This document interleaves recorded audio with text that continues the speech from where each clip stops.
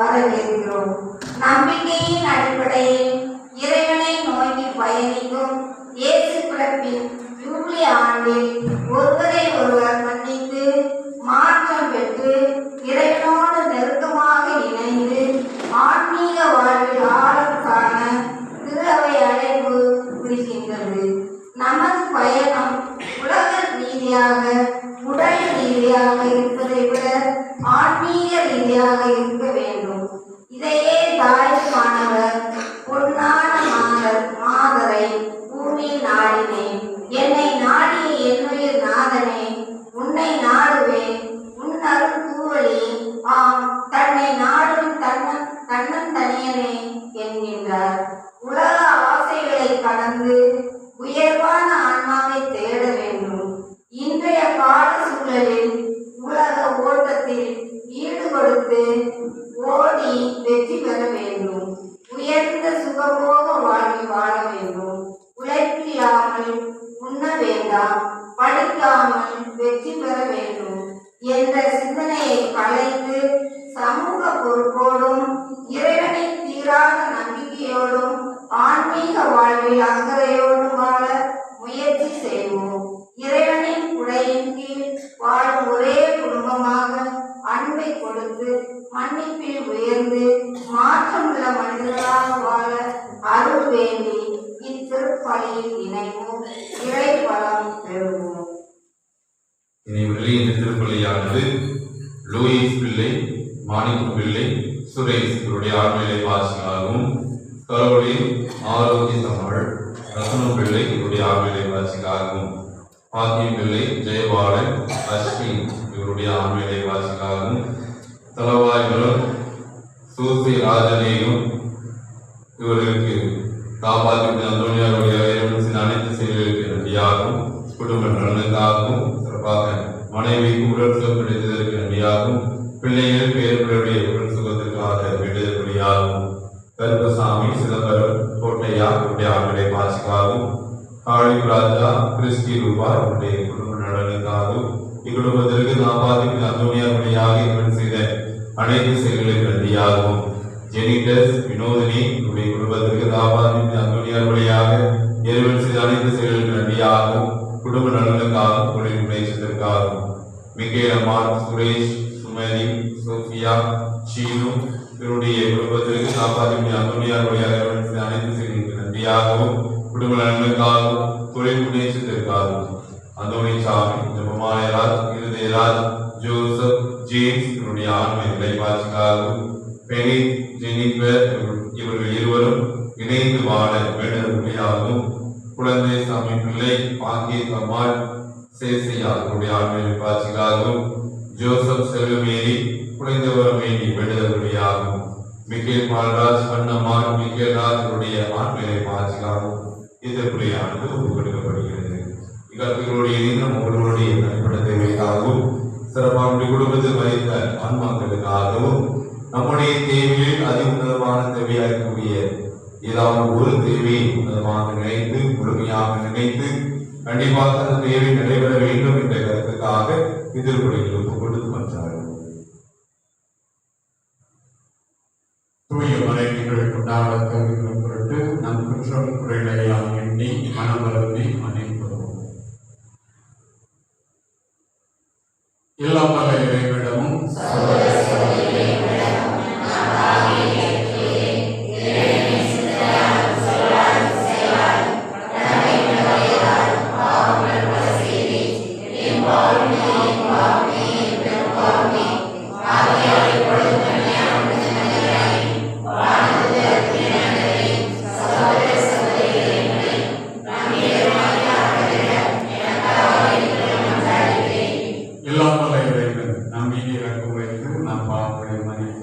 நம்மை நிலை வாழ்விற்கு அழைத்து செல்வாராக.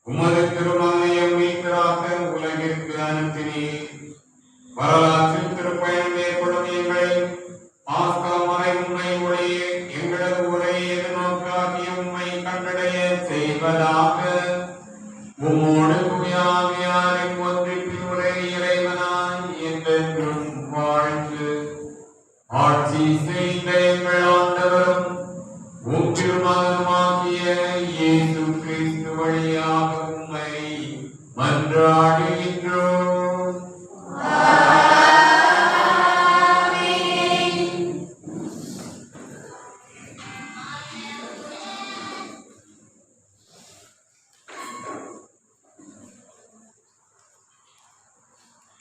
முதல் வாசகம் முன்னரே அன்பில் தூயவர்களே, இயேசு என்னும் இம்மானுவேல் அன்னை மரியாவின் வழியாக இவ்வுலகில் பிறப்பார் என்பதை எசேயா இறைவாக்கினர் முன்னுரைக்கின்றார். இறைவனை சோதிக்கும் கடின உள்ளத்தினராக வாழாமல் இறைவனை தேடும் மக்களாக வாழ வேண்டும் என அழைப்பு விடுக்கும் வாசகத்திற்கு கவனமுடன் செய்து கொடுப்போம்.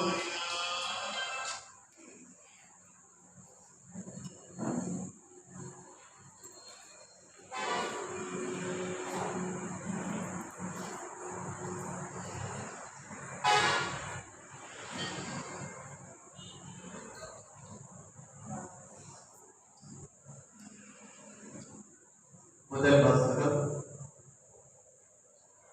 இதோ கன்னி பெண் கருத்தாகுவார்.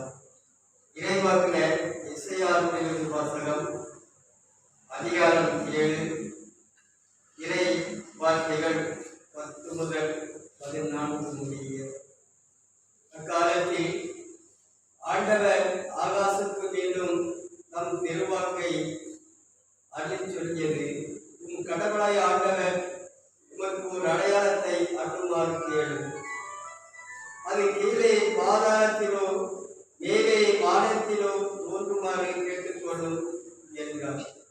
அதற்கு ஆகாசு, நான் கேட்க மாட்டேன், ஆண்டவரை சோதிக்க மாட்டேன் என்றார். அதற்கு எசேயா, தாவீதின் குடும்பத்தாரே, நான் சொல்வதை கேளுங்கள். மனிதனின் பொறுமையை சோதித்து மனம் சலிப்புடைய செய்வது போது கூடாது. என் கடவுளின் பொறுமையை கூட சோதிக்க பார்க்கிறீர்களோ? ஆதலால் ஆண்டவர் தாமும் உங்களுக்கு ஒரு அடையாளத்தை அருள்வார். இதோ கன்னி பெண் கருவுற்று ஓர் ஆண் மகவை பெற்றெடுப்பார். அக்குழந்தைக்கு அவர் இம்மானுவேல் என்று பெயரிடுவர். இது ஆண்டவர் வழங்கும் அருள்வாக்கு.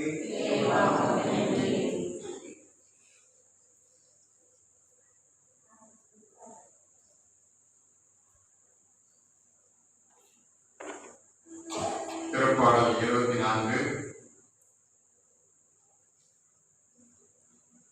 அனைவரும் பாட வேண்டிய பல்லவி. ஆண்டவர் எழுந்தருள்வார், மாட்சி மிகு மன்னர் இவரே. ஆண்டவர் எழுந்தருள்வார், மாட்சி மிகு மன்னர் இவரே. 1, 2 வசனங்கள். மண்ணுலகம் அதில் நிறைந்துள்ளனைக்கும் ஆண்டவருடையவை, நில உலகம் அதில் வாழ்வதையாவும் அவருக்கே சொந்தம். ஏனெனில் அவரை கடல் மீது அதற்கு அடித்தளம் இட்டார், ஆறுகள் மீது அதை நிலைநாட்டினவரும் அவரே. ஆண்டவர் எழுந்தருள்வார், மாட்சி மிகு மன்னர் இவரே. 3, 4 வசனங்கள்.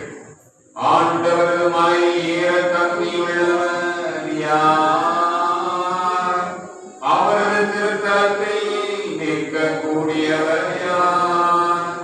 கரைப்படாத கைகளும் மாசற்ற மனமும் உடையவர், பொய் தெய்வங்களை நோக்கி தம் உள்ளத்தை உயர்த்தாதவர். ஆண்டவர் எழுந்தருள்வார், மாட்சி மிகு மன்னர் இவரே. 5, 6 வசனங்கள். இவரை ஆண்டவரிடம் ஆசி பெறுவார், தம்மை பெறார் கடவுளிடமிருந்து நேர்மையாளர் என தீர்ப்பு பெறுவார். அவரை நாடுவோரின் தலைமுறையினர் இவர்களே. யாக்கோபின் கடவுளது முகத்தை தேடுவோர் இவர்களே. ஆண்டவர் எழுந்தருள்வார், மாட்சி மிகு மன்னர் இவரே.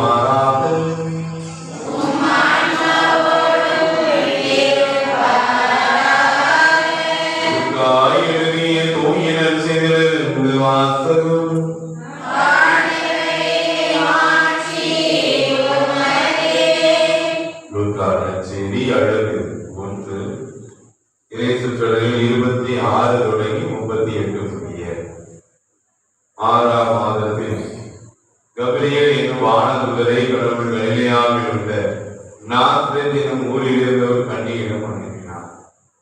அவர் தாவீது குடும்பத்தினராகிய யோசேப் என்னும் பெயருடைய ஒருவருக்கு மன ஒப்பந்தமானவர். அவர் பெயர் மரியா. வானதூதர் மரியாவுக்கு தோன்றி, அருள் நிறைந்தவரை வாழ்க, ஆண்டவர் உம்மோடு இருக்கிறார் என்றார். வார்த்தையை கேட்டு மரியா கலங்கி இந்த வாழ்க்கை எத்தகையதோ என்று எண்ணிக்கொண்டிருந்தார். வானதூதர் அவரை பார்த்து, மரியா அஞ்ச வேண்டாம், கடவுளின் அருளை கண்டடைந்துள்ளேன். இதோ கருவுற்ற ஒரு மகனை பெறுவேன், அவருக்கு இயேசு என்னும் பெயரிடுவேன். அவர் பெரியவராயிருப்பார், உன்னத கடவுளின் மகன் எனப்படுவார்.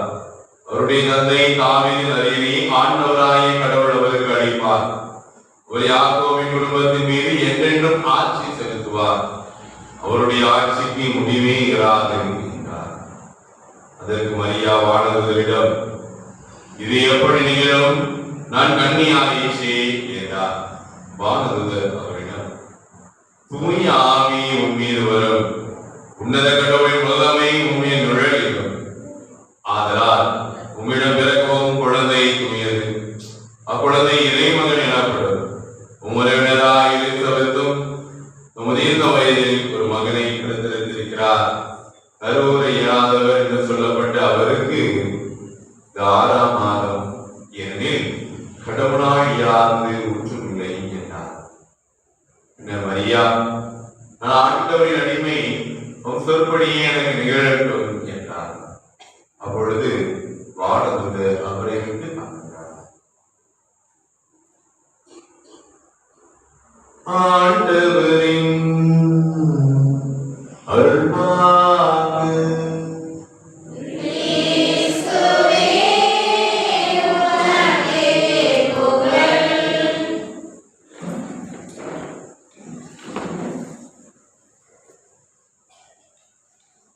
நம்பிக்கையிலும் அன்னை மரியை பரிந்துரையிலும் பிறப்பில் வாழும் அன்பு இறை மக்களை உங்கள் அனைவருக்கும் மகிழ்ச்சிகரமான வாழ்த்துக்களையும் நன்றிகளையும் தெரிவித்துக் கொள்கிறேன். நல்லா இருக்கீங்களா? மகிழ்ச்சியா இருக்கீங்களா? மகிழ்ச்சியா இல்லையா?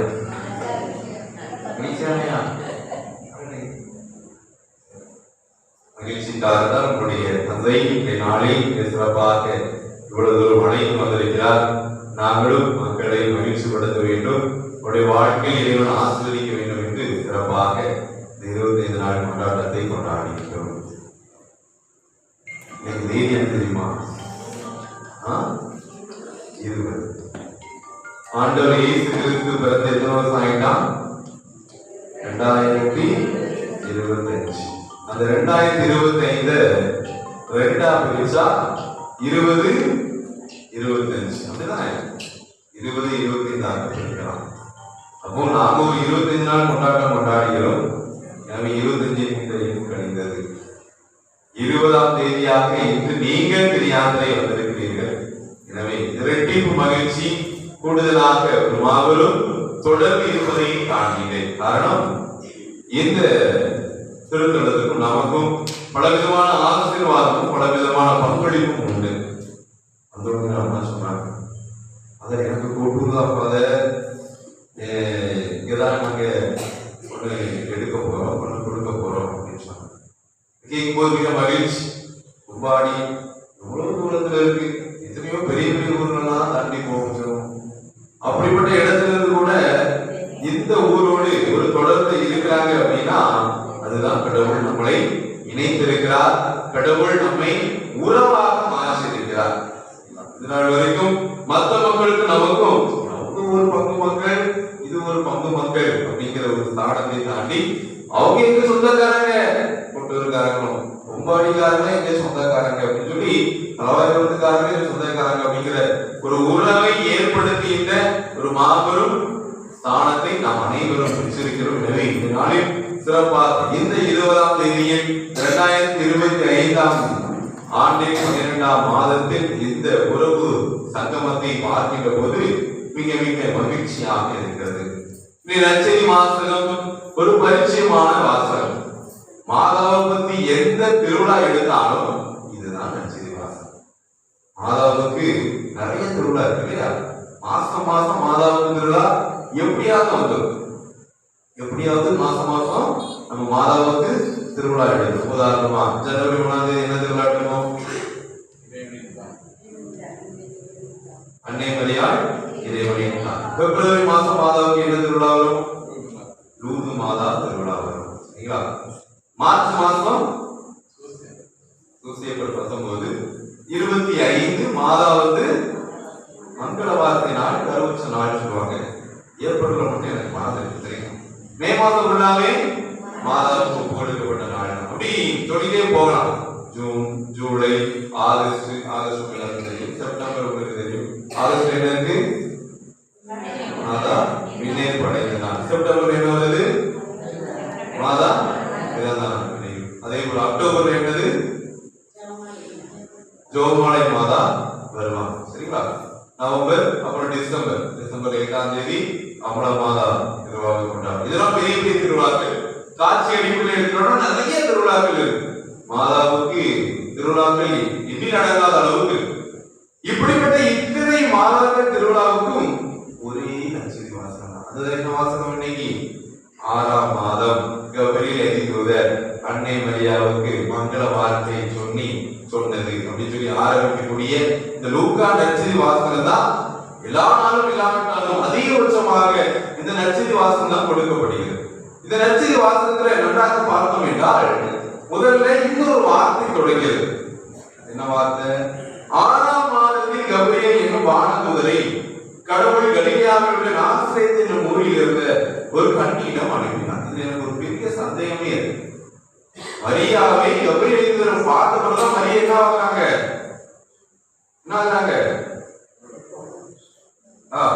பிரசவமாகி அதை கர்ப்பமாகி ஆண்டவர் இயேசுவை கருத்தரிக்கிறார். 10 மாச நிகழ்வு அன்னைக்கு தொடங்குது இல்லையா? ஆனா அதுக்கு முன்னாடியே 6ஆம் மாதத்தில் அப்படிங்கிற ஒரு வார்த்தை இடம்பெறுது. மரியா 6 மாசம் ஏற்கனவே கர்ப்பமா இருந்தாங்க. பைபிள் இல்ல, அன்னைக்கு தான் கர்ப்பமே ஆகுறாங்க இல்லையா? அப்ப 6ஆம் மாதம் தான் என்னது? எலிசபெத் அம்மாளை எலிசபெத் அம்மாளுக்கு 6 மாதம். அது பின்னால் வருகின்ற வார்த்தை. கண்டிப்பா நீங்க சொல்றது மிக சிறப்பாக உண்டு. உறவினர் எலிசபெத்தும் முதிர்ந்த வயதில் ஒரு மகனை கருத்தரித்திருக்கிறார். கருவுரை இல்லாதவர் என்று சொல்லப்பட்ட அவருக்கு 6ஆம் மாதம். அப்போ அதுக்கு முன்னாடி இந்த நற்செய்தி வாசகம் தொடரும் போதே 6ஆம் மாதம் தொடங்குது. அப்ப இது இந்த 6ஆவது மாதம் ஒரு அனுமானத்தில் சொல்லலாம். அந்த இறைவார்த்தையுடைய தொடர்ச்சி எவ்வாறு இருக்குது என்றால், அவர் தாவீது குடும்பத்தினராகிய யோசேப் என்னும் பெயருடைய ஒருவருக்கு மனம் ஒப்பந்தமானவர். அப்போ மாதாவுக்கும் சூசையப்பருக்கும் என்ன ஆயிட்டா? பூவச்சாச்சு, விரகச்சாச்சு, தொட்டு கல்யாணம் தானே பண்ணலையா? தேதி குச்சாச்சு, நிச்சயதார்த்தம் பண்ணியாரு. நிச்சயதார்த்தம் நமக்கு சொல்லுவாங்க பாதி கல்யாணம் முடிஞ்ச மாதிரி. நிச்சயதார்த்தம் நடந்த மாசம் ஆயிருக்கும், 6 மாசம் ஆயிருக்கலாம். ஏன்னா அந்த இறை வார்த்தை அதெல்லாம் முடியும். அப்போ அங்கு என்ன நடக்கிறது? ஒரு மாபெரும் நிகழ்வு. எலிசபெத்துக்கு முதிர்ந்த வயதில் ஒரு குழந்தையை கொடுக்கக்கூடிய அதே நாளில் தான் சூசையப்பருக்கும் அன்னை மரியாவுக்கும் ஒரு மாபெரும் உடன்படிக்கை ஏற்படுகிறது. அப்போ 2 குழந்தையுமே ஒரே நாள்ல முன்குறிக்கப்படுகிறது. அந்த 2 குழந்தையுமே யாருதான்? யோவான், எலிசபெத் சிகரனுடைய பிள்ளையாகக்கூடிய திருமுழுக்கு யோவானும் சூசையப்பர் மரியாவுடைய பிள்ளையாகக்கூடிய இயேசு கிறிஸ்துவுக்கும் முன்குறிக்கப்படுகின்ற தேதி ஒரே தேதி. அதுதான் 6 மாதத்திற்கு முன்னாடி. இது ஒரு சிறப்பு நிகழ்வாக நற்செய்தி வாசகத்தில் பார்க்கலாம். இரண்டாவதாக 2 உறவுகள் இணைகின்றன. விளக்குமா? எலிசபெத் அம்மாவுக்கு என்ன வயசு இருக்கும்? 90 வயசா? 70? 90. ஏன் போட்டீங்க? எலிசபெத் அம்மாவை 80? வயது முதிர்ந்தது. சரிங்களா? வயது முதிர்ந்தது. கருவுற இயலாதவர் என்ற ஒரு வார்த்தையும் குறிக்கப்படுகிறது. கருவுற இயலாதவர் என்றால் அவருக்கு கருமுட்டை இனி வளராது அப்படிங்கிற ஒரு ஸ்தானம். கர்ப்பப்பையெல்லாம் நமக்கு ரொம்ப விட்டு போய் வீக்கா இருக்கக்கூடிய ஒரு காலம் என்று சொல்றோம். அப்படின்னா இனி அவருடைய வாழ்க்கையில் எதுதான் இருப்பான்? இறப்பு மட்டும்தான் இல்லையா? ஒருத்தருடைய வாழ்க்கையில எல்லாத்தையும் முடிந்த பின்புதான் ஒரு பெண் தன்னுடைய உடல் அளவில் முழுவதுமாக பலவீனம் அடைந்து கருவுற இயலாதவர் என்ற ஒரு ஸ்தானத்துக்கு போய் அதன் பின்பு இறப்பை நோக்கி ஒரு பயணத்தில் இருக்கக்கூடியவர் தான் யார்? எலிசபெத். அப்படின்னா எலிசபெத் யாரு? ஒரு பாட்டியா பாட்டியா குமரியா? அப்படி இந்த பக்கம் வாங்க, யாரு? மரியா. இந்த மரியா நான் கன்னியாயிற்றே கடவுளை அறியேன். இன்னைக்குதான் நம்முடைய குழந்தைகளுக்கு 18 வயசுக்கு அப்புறம் கல்யாணம் பண்ணணும், 21 வயசுக்கு அப்புறம் கல்யாணம் பண்ணணும் சட்டம் இருக்கு. ஆனா அந்த காலத்துல அதெல்லாம் இருக்கா அப்படின்னா இல்ல. தோராயமா என்ன சொல்கிறாங்க அப்படின்னா மரியா கருவுக்கின்ற போது அவருடைய வயது 14. 16 எதெல்லாம் படிப்பாங்க? 11 படிப்பாங்களா? 12 சரிங்களா? 10th 12th சரிங்களா? 10th அல்லது 11th அப்படிங்கிற ஒரு ஸ்டேஜ் போகும் சரிங்களா? அப்போ 10ஆம் வகுப்பு படிக்கிற ஒரு பிள்ளைக்கு என்ன நடக்கு? ஒரு மாபெரும் கர்ப்பமாகக்கூடிய ஒரு சூழ்நிலை. அங்க பார்த்தா 70 வயசு 80 வயசு பாட்டி, இங்க பார்த்தா 10ஆம் படிக்கிற பிள்ளை. ரெண்டு பேருக்கு ஆளுநர் கொடுக்கிறார் கடவுள், குழந்தையை கொடுக்கிறார். வழக்கமா பாட்டியும் இந்த இளம்பெண்களும் இணைய மாட்டாங்க சரிங்களா? பாட்டி ஒரு ரகத்துல பெய்கிட்டு இருப்பாங்க, இளம்பெண்கள் ஒரு ரகத்துல பெய்கிட்டு இருப்பாங்க. கடவுள் பாத்தீங்கன்னா ரெண்டையும் இணைக்கிறார். முதிர்ந்த வயதையும் இணைக்கிறார், இளமை வயதையும் இணைக்கிறார், பெண்களாக இணைக்கிறார். ஆக இந்த நிலையில் 2 விதமான வயதினரையும் இணைக்கிறார். உறவு முறையில் அவர்கள் முதிர்ந்த வயதாகவும் அதே உறவு முறையில் இளமை வயதாக இருந்ததனாலும் சிறப்பாக வெறும் தூரங்களில் பயணிக்கக்கூடிய ஒரு மாபெரும் பருவத்தை கடவுள் இணைக்கிறார். முதலில் 2 குழந்தையுமே ஒரே தேதியில் இணைக்கிறார். இரண்டாவதாக 2 துருவங்கள் 2 வயதினரை கடவுள் இணைக்கிறார். மூன்றாவதாக கருவுற இயலாதவர் என்று சொல்லப்பட்ட அவருக்கு கரு கொடுத்துட்டார். இது பழைய ஏற்பாட்டில் யாருக்காவது நடந்திருக்கா? வயசானவங்களுக்கு யாருக்காவது குழந்தை கொடுத்திருக்காங்களா? சிம்சோனுடைய மாமியாருக்கா? சிம்சோனுடைய அம்மா சரிங்களா? அவங்க பேர் என்னது? அன்னாள். அந்த உறவாக கொடுத்திருக்காங்களா? சாரா, ஈசாக்குடைய அம்மா சாரா, ஆபிரகாமுடைய மனைவி. இவங்க எல்லாரும் யாரு? பாட்டி சரிங்களா? கருவுற இயலாதவர்கள். அப்போ இந்த வயசுல யார் வரா? எலிசபெத் அம்மா வரா. பாட்டி, ஒரு பாட்டி சாரா, 2வது பாட்டி அன்னாள், 3வது பாட்டியா யார் வரா? எலிசபெத் அம்மா. அப்போ இது ஒரு வியப்பா? இது ஒரு அதிசயமா? இல்ல. ஏன்னா 2 இது நடந்துட்டு இல்ல, அதனால இது ஒரு பெரிய அதிசயம் இல்ல.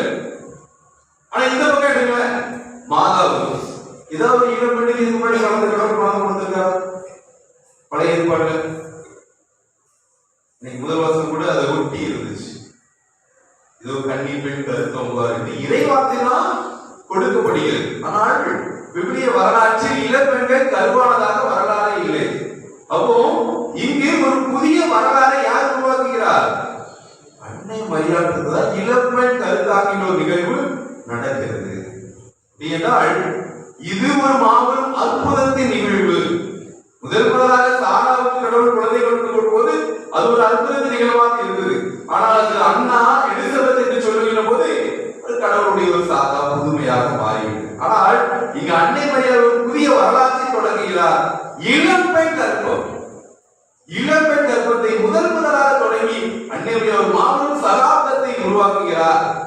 அதிலிருந்துதான் இந்த உலகத்திற்கு ஒரு மாபெரும் மீட்பே முதல் முதலாக துளிர்கிறது. அந்த ஒரு துளிரை தான் 2025ஆம் ஆண்டாக நாம் இன்றைய நாளில் கொண்டாடினோம். ஆக கடவுளால் இயலாதது ஒன்றுமில்லை. அதுதான் இன்றைய நற்செய்தி வாசகத்தில் கபிரியேல் அதிதூதர் மங்களவார்த்தை நிகழ்வில் எலிசபெத்தை குறித்து சொன்ன போது இறுதியாக கபிரியேலுக்கு சொன்ன வார்த்தையை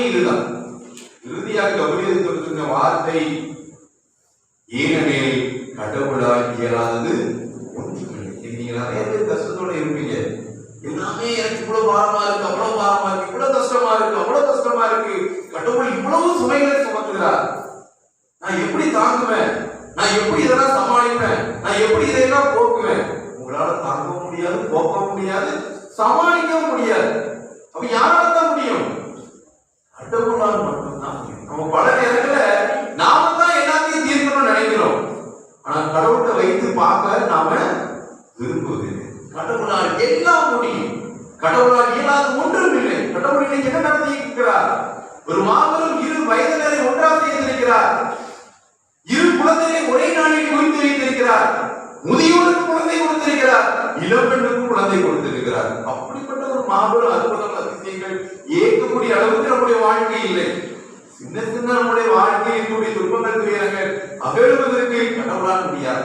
இவ்வளவு பெரிய அற்புதத்தை செய்தவர், இவ்வளவு பெரிய அதிசயத்தை செய்தவர், நம்ம வாழ்க்கையை எப்படி சின்ன விதமான துன்பங்களை மாற்ற முடியாதா? மாற்ற முடியும். பல நேரம் நாம் என்ன செய்கிறோம்? கடவுளை நம்ம விட்டுட்டு நான் தான் இதை சமாளிக்கணும்னு சொல்லி என் வாழ்க்கையோட எல்லா பிரச்சனையோடு நான் போராடிக்கிறேன். நீங்க போராடினால் நீங்கள் தோத்து விடுவீர்கள். நீங்கள் போராடினீர்கள் என்றால் நீங்கள் வீழ்த்தப்பட்டு விடுவீர்கள். நீங்கள் போராடினீர்கள் என்றால் அழுகைதான் உங்களுடைய வாழ்க்கையில் வரும். மாறாக கடவுள் பார்த்துக் கொள்வார். கடவுளால் இயலாத ஒன்றும் இல்லை. கடவுளிடம் நான் போட்டுட்டேன், கடவுள் எல்லாத்தையும் பார்த்து நீங்க நினைத்து என்னை நீங்க கடவுளுக்கு கொடுக்கிறீர்களோ அப்போதுதான் உங்களுடைய வாழ்க்கையில் எல்லா விதமான துன்ப துயரங்களும் மணி போல் முடிக்கிறாங்க. அன்னைய வாழ்க்கையில் ஒரு மிகப்பெரிய சோதனை. கருப்பூர கன்னிப்பெண் ஒரு கருத்தாங்கினார். அப்படி இது ஒலிய தெரிஞ்சதுன்னா கண்டடி மரணம். அன்னைவருடைய வாழ்க்கை கடவுள் விட்டுட்டார். நான் ஆண்டவரின் அடிமை, வார்த்தை கடவுள் விட்டுட்டார். சிறப்பா கடவுள் அவருடைய வாழ்க்கையை அமைத்து கொடுத்தார். சூசேப்பை அனுப்பி வைத்தார். எல்லாமே சுலபமாக முடிந்தது. அதே போல இந்த பக்கம் எழுதினா எலிசபெத்துடைய வாழ்க்கையில் ஒரு மாபெரும் சோதனை. இந்த அற்புதத்தின் பேரில் செக்கரியாவுக்கு பேச முடியல. செக்கரியா வாயை கட்டி விட்டாரு, ஊமையாயிட்டாரு அவர் கணவர். ஆனால் கடவுள் அற்புதமா இந்த குழந்தை வெளியே வந்த அந்த நாளில், இவருடைய பெயர் யோவான் என்று எழுதிய அந்த நாளில் அந்த செக்கருடைய வாய் கட்டமைக்கப்படுகிறது. அதே பெயரை தான் இருவருமே இணைக்கிறார்கள். தாயும் அதே பெயரை தான் சொல்றார், கணவனும் அதே பெயரை தான் சொல்கிறார். ஊரால் வியந்து இந்த குழந்தை எப்படிப்பட்ட குழந்தையாக வளருமோ என்று ஆச்சரியத்தார்கள் என்று சொல்கிறது. ஆக அன்னை மரியாதை எலிசபெத்தும் கடவுளிடம் ஒப்படைத்தார்கள். பெரிய இடங்களில் கடவுள் அவரை வைத்தார். நீங்க உங்களுடைய வாழ்க்கையில் எல்லா பிரச்சனையும் நீங்க போராடாதீங்க, நீங்க துன்பங்கள் துயரங்களை தாங்காதீங்க, கடவுள்கிட்ட கொடுத்துருங்க. கடவுள் எல்லாத்தையும் அற்புதமா அதிசயமா மாற்றுவார். அதுக்கு உதாரணம் தான் 2 பெண்கள். உங்கள் வாழ்க்கையை இதை நீங்கள் எடுத்து எல்லாவற்றையும் கடவுளிடம் ஒப்படைங்கள். கடவுள் வாழ்க்கையும் அற்புதங்கள் அதிசயங்களை செய்ய காத்திருப்பார். அப்படிப்பட்ட ஒரு சிந்தனையோடு திருப்பணி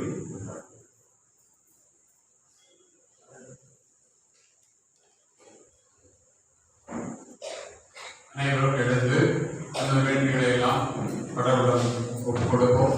கடவுள் இந்த நன்றாக வைக்க வேண்டும் என்று இப்பொழுது நாம் அந்த வேண்டுகளை எல்லாம் இறைவனுடன் சொல்ல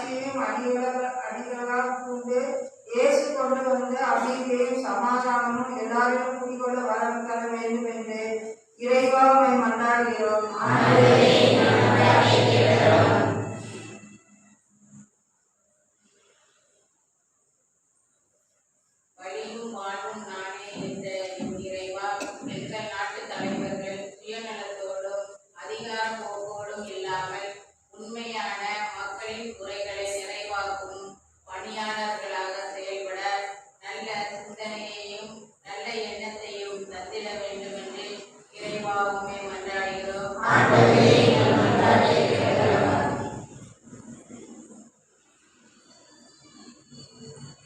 அஞ்சாதே, உனக்கு துணையாக இருப்பேன் என்று கூறிய இறைவா, உமது திரு அவையோடு பயணிக்கும் நாங்கள் அனைவரும் இறை நம்பிக்கையோடு பிறநன்போடும் எல்லோரையும் அன்பு செய்து மன்னித்து அன்பையும் நற்பண்பையும் பிறரோடு பகிர்ந்து கொண்டு இயேசு பாடலின் பிறப்பின் அமைதியை எங்கள் இல்லங்களுக்கு கொண்டு செல்லும் நல்லதொரு இறை கருவிகளாக வாழ்ந்திட அருள் புரிய வேண்டும் என்று இறைவா உம்மை மன்றாடுகிறோம்.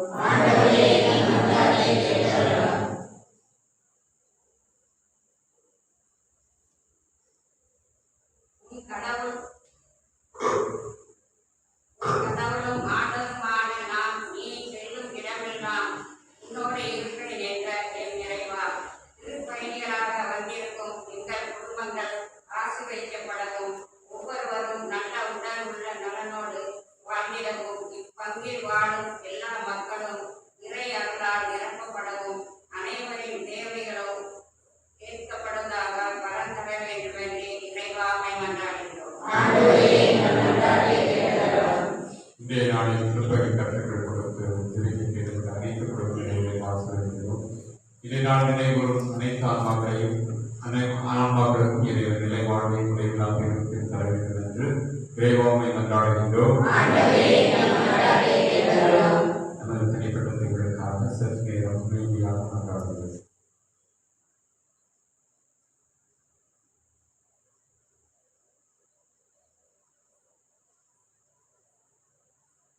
எங்கள் புகழிடம் பலமாகிய இறைவா, எங்களிடம் வற்புணர்வை தூண்டியெழுத்து வருகிறே உங்களுடைய அன்பு மக்களின் ஒருக்கமான மன்றாடுகளை ஏற்றவர்களை இறைவாக பெற்றுக்கொள்ள வேண்டும் என்று எங்கள் ஆண்டவரும் திருமகனுமாகிய இயேசு கிறிஸ்துவை அவர்களை என்று மன்றாடுகின்றோம்.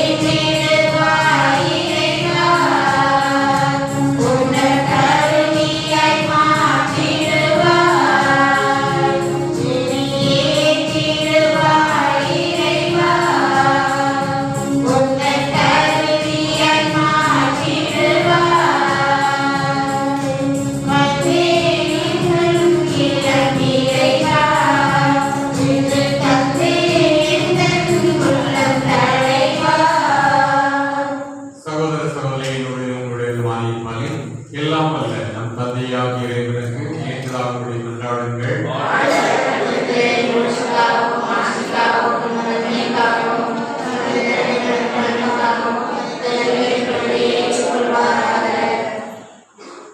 ஆண்டவரே, இந்த புனித ஆண்டின் மகிழ்ச்சியான கொண்டாட்டத்திற்காக உமது பீடத்தின் மீது நாங்கள் ஒப்புக் கொடுக்கும் இக்காணிக்கைகள் உமது பார்வையில் ஏற்புடையனவாய் அமைய செய்தவர்களும் அதனால் எங்களை மரணத்திலிருந்து காப்பாற்றியவற்றின் இழப்பினால் அவருடைய நிலை வாழ்வை நாங்கள் பங்கு பெற செய்வீராக.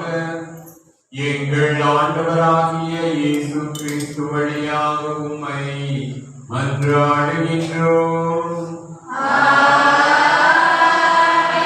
ஆண்டவர் உங்களோடு இருப்பாராக.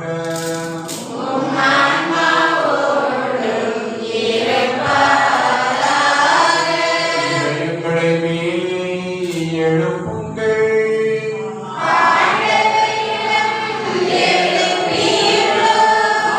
இறைவனாகிய ஆண்டவருக்கு நன்றி கூறுவோம்.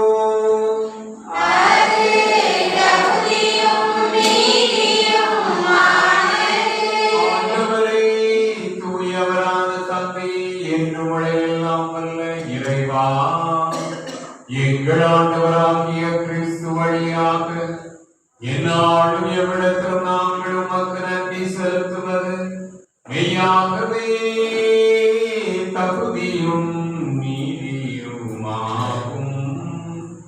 எங்கள் கடமையும் மீட்புக்குரிய செயலுமாகும். ஏனெனில் காலங்களுக்கெல்லாம் முன்னரே உதித்தவும் திருமணம் காலத்திற்கு உட்பட்டு கன்னிமரியாவிடமிருந்து பிறந்தார். அவர் தூயாவியால் அருள்பொழிவு செய்யப்பட்டு அருள்தருவாண்டினை உம் பெயரால் அறிவித்து உள்ளமுழைந்தோரை குணப்படுத்தி சிறைப்பட்டவர்களுக்கு விடுதலை பறைசாற்றி மனித இனம் முழுவதும் மீட்கும் அமைதி பெற வழிவகுத்தார். ஆகவே மாணவர்கள் புனிதர்கள் அனைவரோடும் இணைந்து நாங்கள் உமக்கு புகழ்ச்சி பண்ணி சேர்த்து ஒரே குரலாய் ஆர்ப்பரித்து பாடுவதாவது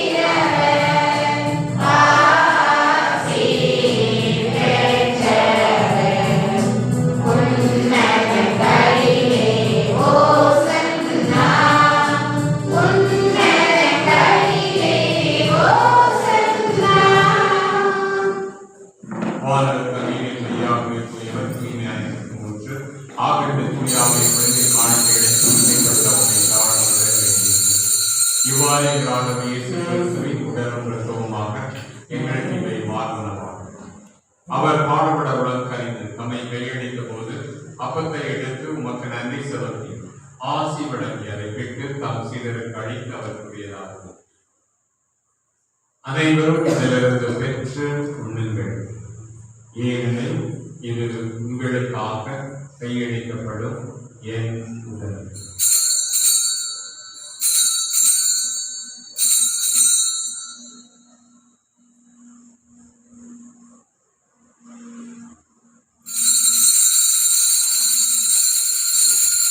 அவனமை இரவிருந்தி அருந்தியவன் கிண்ணத்தையும் எடுத்து உமக்கு நன்றி செலுத்தி ஆசி வழங்கி தம் சீடருக்கு அளித்து அவர் கூறியதாகும். அனைவரும் இதிலிருந்து பெற்று பருகுங்கள். ஏனெனில் இது புதிய நிலையான உடன்படிக்கைக்குரிய என் இரத்தத்தின் கிண்ணம். இது பாவமன்னிப்புக்கென்று உங்களுக்காகவும் பலருக்காகவும் சிந்தப்படும். இதை என் நினைவாக செய்யுங்கள்.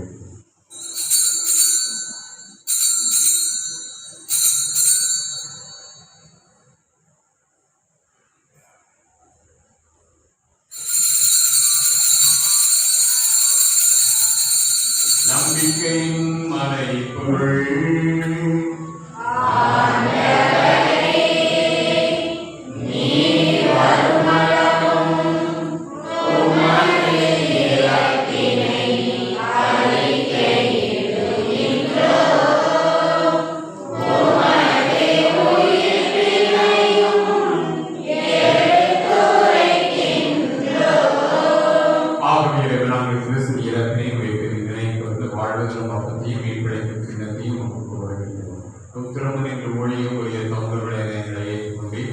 எனவே உமக்கு நன்றி செலுத்துகிறோம். மேலும் கிறிஸ்துவின் உடலிலும் இரத்தத்திலும் பங்குகளும் எங்களை தூய ஆவியார் கொண்டு சேர்க்க வேண்டும் என உம்மை தாழ்மையுடன் கொண்டாடுகிறோம். ஆண்டவரே, உலகிற்கும் பரவியிருக்கும் திரு அவையை நினைவு கூர்ந்தருளும். எங்கள் திருத்தந்தை நீயோ எங்கள் ஆணைய ஸ்டீவன் எல்லா திருநிலையினர் ஆகிய அனைவரோடு திரு அவை அன்பில் நிறைவு பெறச் செய்துள்ளோம். மேலும் உயிர்த்தரும் இதனோடு தொழில்களும் எங்கள் சகோதர சகோதரிகளையும் இறந்த அனைவரையும் இறக்கம் நினைவு கூர்ந்து உமது திருமொழியினுடைய சொல்லணும் அனைவர் மீதும் இறக்கமாகிறோம். விடவழி நினைந்தாயம் புனித மரியா, குடிகளவரால் புனித சுசையப்பர், புனித திருத்துதர்கள், எங்கள் பாதுகாவலர்கள் கோடி அற்புதம் அந்தோனியா, இவ்வளவு முதல்வராய் இருந்த மறைமாற்று புனிதராய் புனித அனைவருடன் நாங்கள் வாழ்வு போன நிறைவேற்று உங்களுடைய இயேசு கிறிஸ்து வழியா உண்மை மனதைத்து வர வருட உண்மை மன்றாடுகின்றோம்.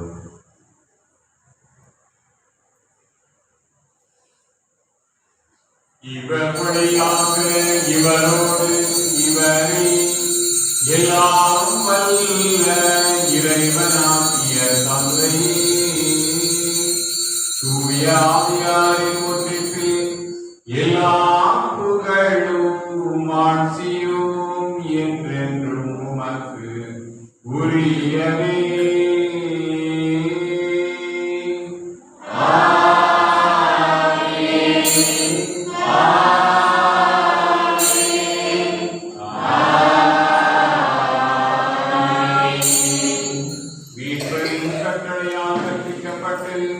இறைப்படிப்பினையால் பயிற்சி பெற்ற நாம் துணிந்து பாடுவோம்.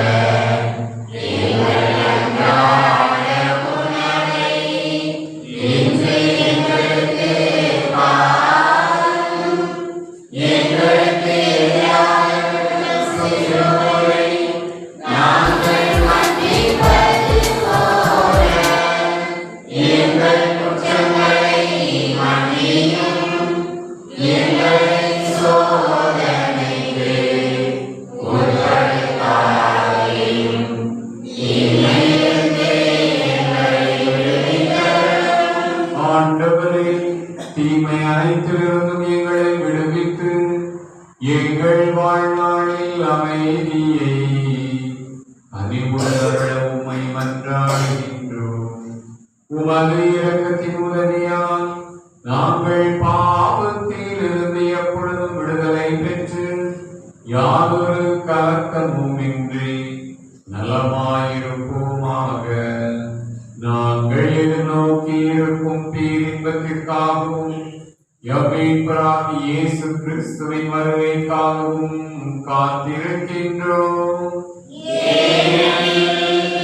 ஆட்சியும் வல்லமையும்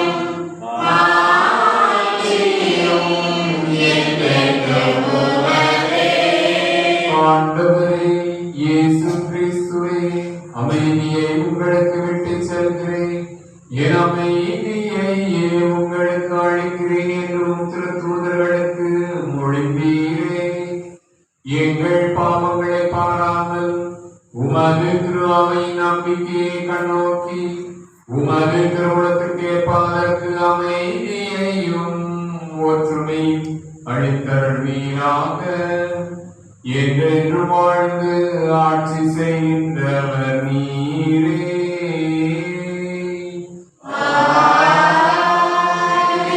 ஆண்டவருடைய அமைதி உங்கள் அனைவரோடும் இருப்பதாக.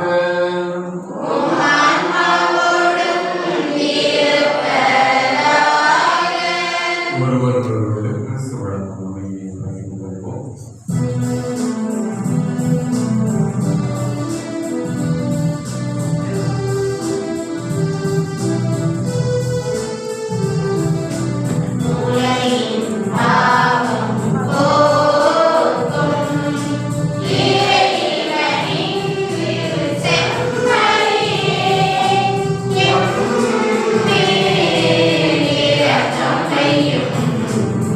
Thank you.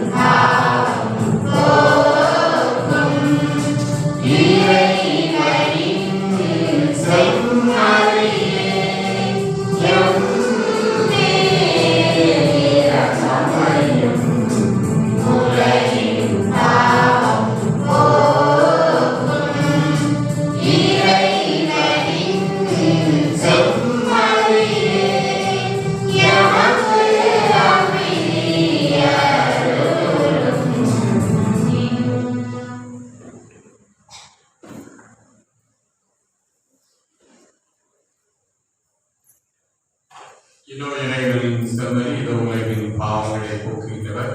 செம்மறியின் விருதுக்கு அழைக்க பெற்றோர் பேறு பெற்றோர்.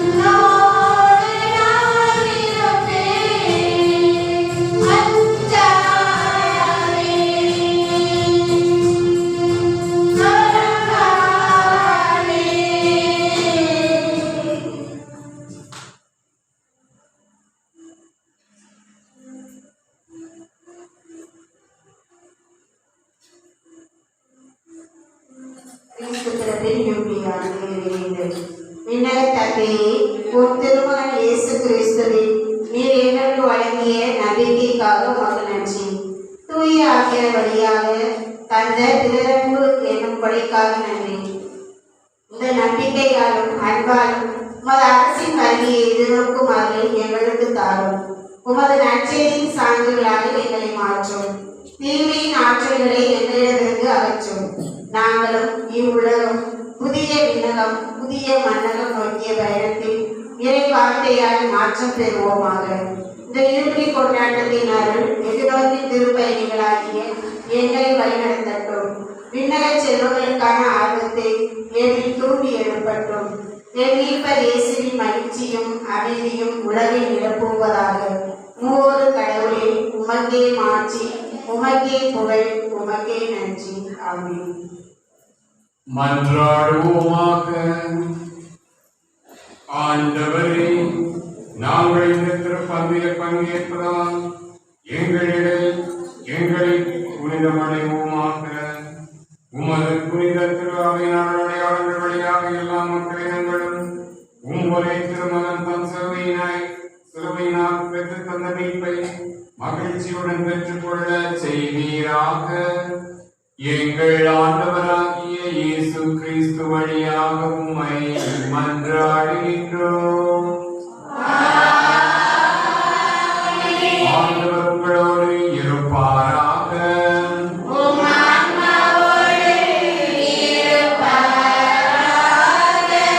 இறைவனின் சிறப்பாசிரியர் தலை வணங்கி மன்றாடுவோம். ஆண்டவர் உங்களுக்கு ஆசி வழங்கி உங்களை காப்பாராக. ஆண்டவர் தம் திருமுகத்தை உங்கள் மேல் ஒளிரச் செய்து உங்களுக்கு இரக்கம் காட்டுவாராக. ஆண்டவர் தம் திருமுகத்தை உங்கள் பக்கம் திருப்பி உங்களுக்கு தம் அமைதியை அருள்வாராக. எல்லாம் வல்ல இறைவன் தந்தை மகன் தூயாவியார் உங்களுக்கு ஆசி வழங்குவாராக. சென்று வாழுங்கள், திருப்பதி நிறைவேறிற்று.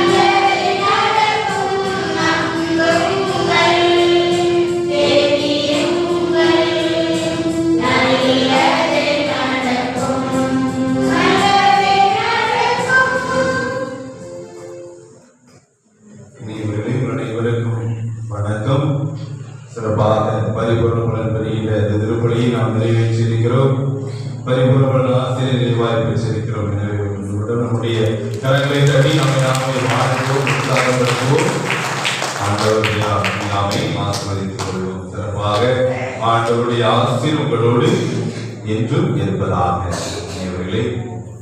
நம்முடைய மறைந்த முன்னாள் தந்தை பிரான்சிஸருடைய அழைப்பை ஏற்று 2025ஆம் யூபிலி ஆண்டு சிறப்பாக கொண்டாடப்பட்டு அது இந்த வருகின்ற கிறிஸ்துமஸோடு நிறைவு பெறுகிறது. எனவே அந்த சமயத்தில் ஒவ்வொரு மறைமாவட்ட ஆயருக்கும் ஒரு வேண்டுகோள் விடுக்கப்பட்டது. உங்கள் மறை மாவட்டங்களில் 3 திருத்தலங்களுக்கு நீங்கள் பரிபூர்ண ஆசிரை கொடுக்க வேண்டும் என்று அந்த அழைப்பை நம்முடைய முன்னாள் தந்தை பிரான்சிஸ் அவர்கள் நம்முடைய மறை மாவட்ட ஆயருக்கு தெரிவித்திருந்தார்கள். அதன் அடிப்படையில் 3 திருத்தலங்களுக்கு இந்த பரிபூர்ண ஆசிரியர் அந்தஸ்தானது கொடுக்கப்படுகிறது. ஒன்று தூத்துக்குடி வலிமை அணி பேராலயம். சரிங்களா? 2 காவல் கிணறில் இருக்கக்கூடிய புண்ணிய வாழ்வுரம் என்று சொல்லக்கூடிய அந்த ஊரில் இருக்கக்கூடிய தென்னக வேளாங்கண்ணி என்று சொல்லக்கூடிய வேளாங்கண்ணி அணை ஜெபித்திருக்கிறோம். 3வதாக இந்த தாப்பாத்தி இது அந்தோனியா இருக்கிறோம். ஆனால் நல்லா சிந்தித்து பார்த்தோம்னா நம்முடைய தூத்துக்குடி மறை மாவட்டத்துல எத்தனையோ பெரிய பெரிய திருத்தலங்கள் இருக்கிற இந்த குட்டி திருத்தலத்தினுடைய ஆயர் அவர்கள் இவ்வளவு பெரிய அந்தஸ்தை கொடுத்திருக்கிறார் அப்படின்னா ஆயர்கள் இந்த திருத்தலத்தின் மீது அவ்வளவு அக்கறையோடு செயல்பட்டு இருக்கிறார். இந்த திருத்தலத்தின் வளர்ச்சிக்காக சிந்தித்திருக்கிறார். எனவே சிறப்பாக இந்த நேரத்தில் உங்கள் சார்பில் நம்முடைய ஆயர்கள் என்று சொல்கிறேன். அதே நேரத்தில் இந்த தூத்துக்குடி மறை மாவட்டம் என்பது திருத்தலங்களுக்கு பெயர் போன ஒரு மறை மாவட்டம். நிறைய திருத்தலங்கள் ஆனா நீங்க பாத்தீங்கன்னா எல்லா திருத்தலமும் இந்த தூத்துக்குடி நகரத்தினுடைய தெற்கு பக்கம் தான் இருக்கு, தென்பகுதியில தான் இருக்கு. வடக்கு பக்கமும் மேற்கு பக்கமும் கிழக்கு பக்கம் கடல் தான், எதுவுமே இருக்காது. எல்லாமே தென்பகுதியில தான் அமைந்திருக்கு. வடக்கு பகுதியில் அமைந்திருக்கு ஒரே திருத்தலம் இதுதான், இந்த தாப்பாத்தி புனித அந்தோனியார் என்கிறது குட்டி திருத்தலம். குட்டி திருத்தலத்தை கடந்துதான் தூத்துக்குடி மறை மாவட்டத்தை ஒருத்தர் பார்க்க முடியும் இல்லையா?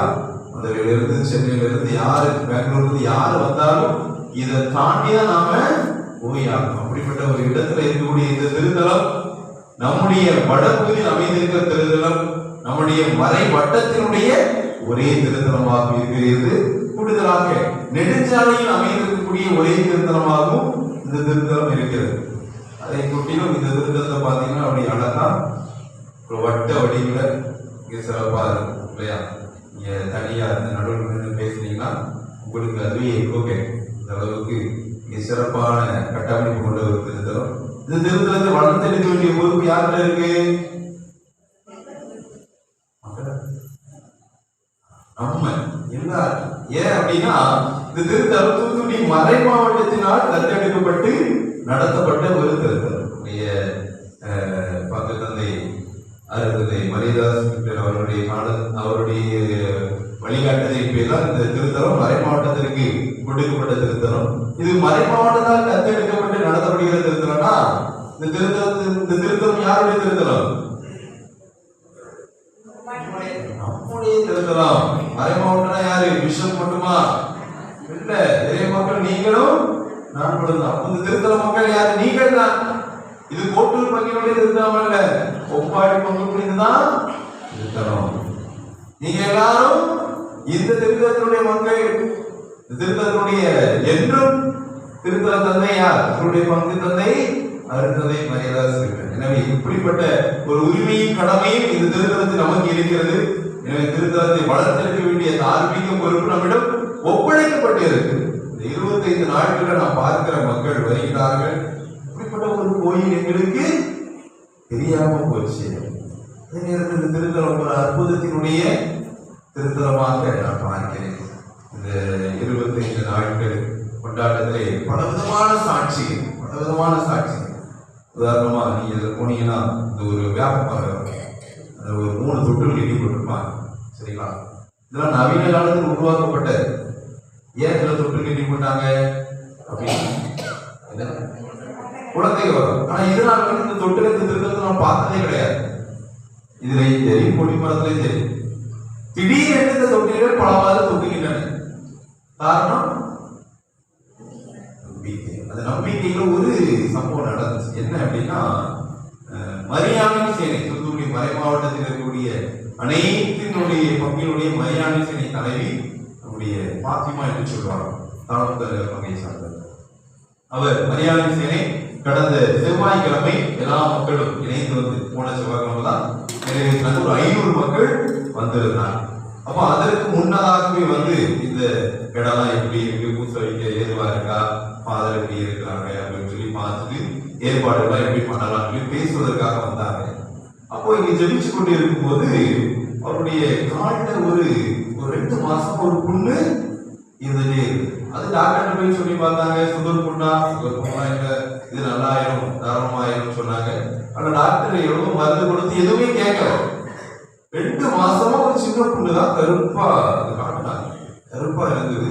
ஆனா அது வழி கொடுத்துட்டே இருந்துச்சு. அப்ப இதை ஜெபிக்கிட்டு இருக்கும்போது அந்த சொன்ன ஒரு தொற்று பிடி போட்ட ஒரு வேப்பம் வரும். அதை ஜெபிச்சுட்டு இருக்கும்போது அது காத்துக்கு ஆடிச்சான். அப்ப அப்படி தலையாட்டினாவது பறிச்சுட்டு போ அப்படின்னு அந்த வேப்பம் வர சொல்லிச்சான். சரிங்களா, இதெல்லாம் நம்ம சொன்னது. சரிங்களா, எனவே அவர்கள் அன்றைய நாளில் அந்த வேப்பமரத்தை பறிச்சுட்டு வேப்பலையை பறிச்சுட்டு போனாங்க. ஒரு 3 நாட்கள் அதை அரைத்து காலில் தேய்ச்சாங்க. ஒவ்வொரு நாளும் 3 இலையை சாப்பிட்டாங்க. 2 மாசமா இருக்கிறவங்க இந்த இடத்தையும் தெரியல. இதை இந்த அம்மா என்கிட்ட தனியா சொல்லியிருந்தா பரவாயில்ல. 500 பேர் கூட்டத்தில் சொல்லிட்டாங்க. அதுல காணாம போன வேப்பமரம் தான். வர்ற மக்கள் எல்லாரும் வேப்பிலையை பறிச்சு சாதாரண வேப்பலாத்தோனியாரா வாங்கிட்டாங்க. அந்த அளவுக்கு ஒரு வேடிக்கையாக இருந்தாலும் உனக்கு சிறப்பு ஒரு அற்புத விஷயம் நடந்தது பாத்தீங்களா? இன்று காலை கூட ஒரு சகோதரி சொன்னாங்க, ரொம்ப நாள என் காட்டில் ஒரு பொண்ணு இருந்தது, அமாவாசை தோறும் வருவேன், இது மாறினா கண்டிப்பா நடக்கும்னு நினைச்சேன், மாறிட்டு எனவே நான் எல்லாத்துக்கும் பண்டு கொடுக்கிறேன் அப்படின்னு ஒரு சகோதரி சொன்னாங்க. இதே போல நிறைய அற்புதங்கள் கேட்கிற எல்லா மக்களுக்கும் தார்மீகமாக அற்புதங்களுக்கு திருத்தலத்தில் நட. இந்த 25 நாட்கள் வருகின்ற மக்கள் கண்ணீரோடு அதே நேரத்தில் எவ்வளவோ விதமான ஏக்கத்தோடு வராங்க. சிறப்பா நேற்று நாளில் எங்களுக்கு அமாவாசை என்ற ஒரு வழிபாடு உண்டு. இங்கெல்லாம் உள்ள காண்பிக்க முடியல, குளிர் அதிகமா இருந்ததுனால அந்த அளவுக்கு ஒரு நிறைவான கூட்டம், ரொம்ப கூட்டமாக இருந்தது. இதெல்லாம் பார்க்கின்ற போது திருத்தலம் வளர ஆரம்பித்திருக்கிறது. அந்தோனியார் உயிர் துடிப்புள்ள அந்தோனியாராக வருகின்ற எல்லா மக்களுக்கும் அற்புதத்தையும் அதிசயத்தை செய்யக்கூடிய ஒரு அந்தோனியாராக இருக்கிறார். இந்த அந்தோனியாரை பார்த்தவங்களுக்கு 3 பேர் இருக்காங்க. அந்தோனியாரை பார்த்தவர்களே ஒரு 3 பேர் இருக்காங்க. வெளியே நீ உணவு கொண்டு வந்து பாய்க்கிறார் அப்படிங்கிறவர், அவர் காலில் உடைச்சு நடக்கவே முடியாது அப்படின்னா அந்தோனியார் கனவுல இருந்துச்சு. கனவுல நேரே வந்து கோயிலுக்கு நடந்து வா அப்படின்னு சொன்னார். அங்க இருந்து வீட்டுல இருந்து 3 கிலோமீட்டர் உடஞ்ச காலில் வந்தார். ஆஸ்பத்திரிக்கு போல மருந்து மாதிரிக்கு போல கட்டல. அவர் இன்னைக்கு கெதியா நடக்க நான் கூட எனக்கு அவர் மாட்டோம் போயிடுச்சு, அவர்தான் ஜெயிப்பார். அந்த அளவுக்கு கடவுள் அந்தோனியாரை பரிந்துரை அவருடைய காலுக்கு பூரண சுகத்தை கொடுத்திருக்கிறது. அதே போல் மரிய தங்கம் என்று ஒரு அம்மா இருக்கும். என்னுடைய கணவன் பிள்ளைங்க எல்லாரும் இழந்துட்டு இனி இந்த கோயிலே வேண்டாம் என்று 4 வருஷம் ஒதுக்கிட்டார். இந்த திருத்தலத்தினுடைய கொடியை சொன்னது அந்தோனியார் சாமியார் 6 மணிக்கு நேரில் சென்று சந்தித்து கோயிலுக்கு வா அப்படின்னு சொல்லி முட்டு போட்டு அடைந்ததாக அந்த தாய் இன்ன வரைக்கும் சொல்லியிருக்கிறார். எல்லாருமே முன்னாடி வெளியே இருப்பாங்க, வேணா சாப்பிடும் போது உங்க கதையை அந்த அளவுக்கு அந்தோனியாரை நேரில் பார்த்தவர்கள் பல பேர் இந்த திருத்தலத்தில் இருக்கிறார்கள். அதே போல எத்தனையோ வாகன ஓட்டியினுடைய சாட்சிகள் அதை கேட்கின்ற போதெல்லாம் நமக்கு உடலை உள்ளிருக்கின்ற தருணத்துல இந்த அந்தோனியாருடைய புதுமை நமக்கு இருக்கிறது. எனவே இந்த திருத்தலம் உங்களுக்கு அற்புதத்தை அதிசயம் கண்டிப்பாக கொடுக்கும். நான் அந்தோனியாரை வைக்கிற வேண்டுதல் தான் எல்லாத்தையும் சொல்றது தான். அந்தோனியாரை மக்களை முதல்ல கூட்டிட்டு வர வேலையை நான் பார்த்துக்கிறேன். இன்னைக்கு அதன் அடிப்படையில 25 ஊரை நான் கூட்டிட்டு வந்துட்டேன். சரியா, 2ஆம் முறை கூட்டிட்டு வர்றது என் பொறுப்பு கிடையாது. அது யார் பொறுப்பு? அந்தோனியார் பொறுப்பு. முதல் முறை கூட்டிட்டு வர்றது என் பொறுப்பு. 2ஆம் முறை எப்படி நீங்க வருவீங்க? முதல் முறை வந்து நீங்க வைக்கக்கூடிய வேண்டுதல்கள் நடந்துச்சுன்னா கண்டிப்பா வருவீங்க. யாருக்கும் அவரை கூட்டிட்டு வரணும்? அந்தோனியார் தான் கூட்டிட்டு வரணும். கண்டிப்பா கூட்டிட்டு வருவார்.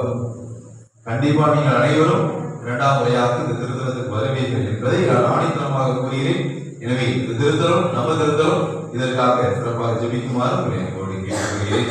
ஒவ்வொரு செவ்வாய்க்கிழமை மாலை திருப்பலி நடைபெறுது, ஞாயிற்றுக்கிழமை மாலை திருப்பலி நடைபெறுகிறது. கடைசி செவ்வாய் மாதத்தினுடைய ஆங்கில மாதத்தினுடைய கடைசி செவ்வாய் வெகு விமர்சையாக நடைபெறும். குணமளிக்க ஆராதனை, திருப்பலி, அசனம் இதெல்லாம் நிறைய நடைபெறும். ஒரு 500 மக்கள் வருகிறார்கள். அதே போல் அமாவாசைக்கு மக்கள் இங்க வந்து தங்கிட்டு போறாங்க. தங்கிட்டு போனாலே எங்களுக்கு பல விதமான சாபங்கள் பொய்மைகள் வந்து எங்களுக்கு விடுதலை கிடைக்கிறது. இந்த மக்கள் நம்புகிறாங்க. அதனால நேற்று நாள் அப்படி விடுவார்கள்.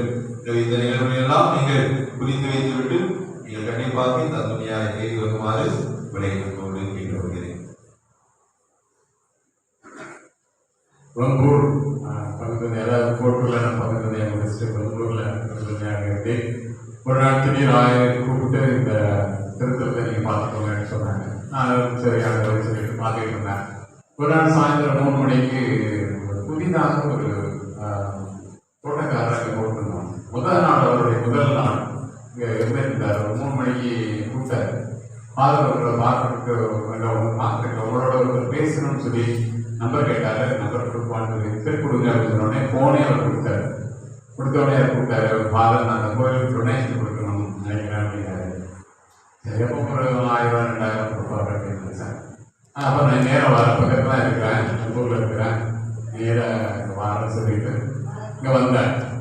வந்த உடனே இந்த கோயில் ரொம்ப சிதல் படைஞ்சிருக்காரு. அந்த வழியை நான் மதுரைக்கு நிறைய தடவை தூத்துக்குடியிலிருந்து வந்து போயிட்டு இருக்கிறேன். ஒவ்வொரு தடையும் இந்த கோயிலை பார்க்கவே எனக்கு ஏதோ ஒரு ஆர்வம் வருது. ரொம்ப நாளாக நினச்சிட்டு இருந்தேன் அந்த கோயிலுக்கு ஏதாவது செய்யணும்னு. இன்றைக்கு நான் முடிவெடுத்தது பார்க்கறதுக்கு ஏதாவது செய்யணும்னு. நான் என்ன செய்ய போறீங்க? இந்த கோயில் வந்து தளம் தான் ரொம்ப மோசமாக இருக்குது. அப்போ வந்து தலைமை இல்லாமல் உடனே கிடையாது. தலை 2 தடவை நான் இருந்து போய் போட்டேன். ஏன்னா இந்த தளம் அந்த மண் வந்து சரியான மண் பிடிப்புள்ள மண் இல்லை. அப்படி இப்போ உள்ளே போயிட்டே இருக்கும். அந்த மாதிரி இந்த கோயிலுக்கு கொஞ்சம் கொஞ்சமாக இறங்கிட்டு இருக்காது, எல்லாருக்கும் தெரியும். இந்த தளமானது ரொம்ப மோசமாச்சு, சில இதெல்லாம் போயிடுச்சு. அதுக்கப்புறம் நம்ம வெளியே எடுத்துனால என்னன்னா பெரிய அளவில் வருமானம் ஒன்றும் இல்லை. அப்புறம் அவர் சொன்னார், அந்த தளம் போட்டு கொடுத்துறேன், இந்த கோயிலுக்கு நல்ல சீரமையெல்லாம் மராமத்து பண்ணி எல்லா வேலையும் ரிப்பேர் பார்த்தாரேன், வெளியேற்றி தரேன் அப்படின்னு சொன்னார். எனக்கு ஆச்சரியம் செய்வாரா அப்படின்னு. ஏன்னா அவர் ஒரு சின்ன ஒரு மெட்டோட வேற ஒரு ஜிப்பில் தான் வந்தார். பேர் கேட்டால் தனிமைன்னு சொன்னார். அதுக்கப்புறம் அவராக வந்து எல்லாம் அழைப்பு கொண்டு வந்தார். நான் பெருசாக வந்து ஒன்றும் செய்யலாம், வந்து அவர் வேலை தான் இங்கே வந்து பார்ப்பேன், என்ன செய்யலான்னு பார்ப்பேன், நல்லா செய்யுங்கன்னு சொல்லுவேன். இந்த மாதிரி டெய்லி வேலை இருக்கும்போது அங்கே வந்துட்டு இருந்தேன். அவரே வந்து காப்பாட்டார். எனக்கு நான் ஃபோட்டோலாம் வச்சுருக்கேன். தண்ணி அடித்து இல்லை மண்ணை மொங்கா போட்டு நாட்டுக்கு வீட்டமாகவும் வந்து இந்த கருத்தை அவ்வளவு ஆர்வமாக அவங்க செஞ்சாங்க. தனிமையும் உங்களுடைய 2 பிள்ளைங்க இருக்கிறாங்க. அவருக்கு ஒரு தம்பி கல்யாணம் முடிச்சு என்னோட ரொம்ப நல்லா ஆகிட்டாங்க. அதனால அவங்க கல்யாணத்துலாம் போயிருந்தேன், அந்த பையனோட கல்யாணத்துலாம் போயிருந்தேன். அதாவது கடவுள் வந்து பல விதங்கள்ல இந்த திருத்தலத்தை மேலே வந்திருக்காரு. அதுக்கப்புறம் நம்ம தம்பி ஜோதி அருள் ஜோதி இந்த சுத்தி தளம் போட்டு கொடுத்தாங்க. அந்த சமயத்தில் இவங்க இதை பார்த்தாங்க, அவங்க அதை பார்த்தாங்க. இப்படி அவங்க நிறைய முன்னடிச்சு எல்லாமே அவங்க தான் செஞ்சாங்க. அதனால இது வந்து இந்த திருத்தலம் வந்து கடவுள் கையில் கொடுக்கப்பட்ட ஒரு திருத்தலம். இது நிச்சயமாக இன்னும் பெரிதாக வளரும் என்ற நம்பிக்கை எனக்கு இருக்கு. நீங்களும் தொடர்ந்து செய்வீர்கள்.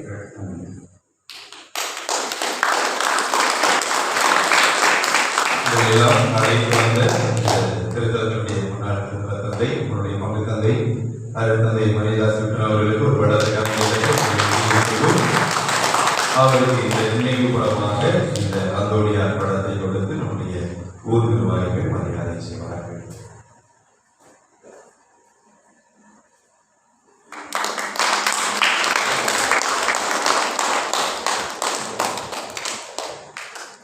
அதே போல் நாம் அழைத்து வந்த அருள் சகோதரிகள், ஆளுமை உள்ளவர் அருள் சகோதரி, இசை மீட்டி மிக சிறப்பாக வழிபாடுகளை சிறப்பூட்டிய அருள் சகோதரிகளுக்கும் என்னுடைய மனதார நன்றியையும் பாராட்டுகிறேன்.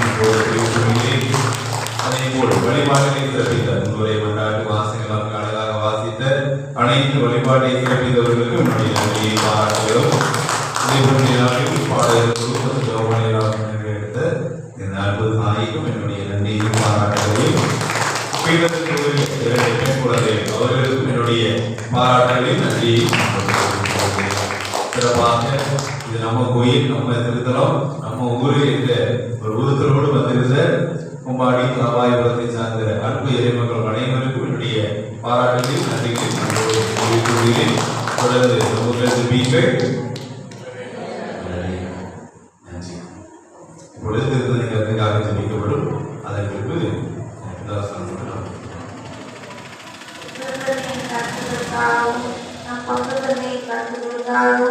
இந்த பண்டிகை பால் கற்றுவதற்காகவும் கேட்கிறோம். இன்றைய இருக்கிற எங்கள் தந்தையே, உமது பெயர் தூயது என போற்றுதலுங்க. உமது ஆட்சி வருக. உமது திருவுளம் துறையில் நிறைவேறுவது போல மண்ணுலையிலும் நிறைவேறுக.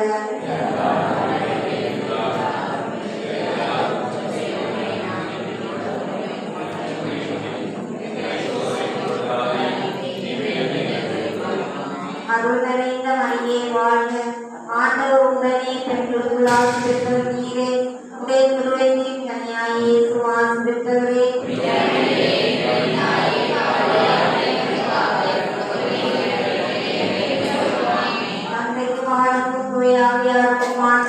வாழ்க.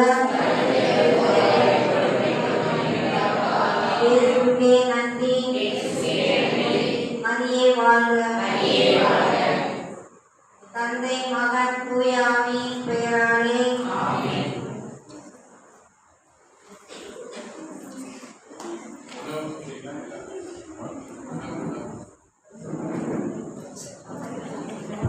நமக்கு எதிரே நல்ல அருமையான